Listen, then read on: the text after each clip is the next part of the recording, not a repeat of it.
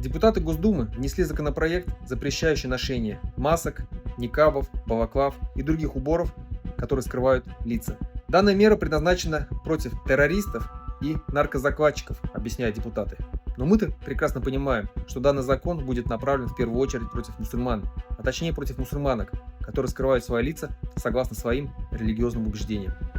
Двуличие закона видно по оговорке в документе, который позволяет представителям ультраправых неонацистских организаций, таких как «Северный человек», «Русская община» и другие, носить балаклавы и скрывать лица.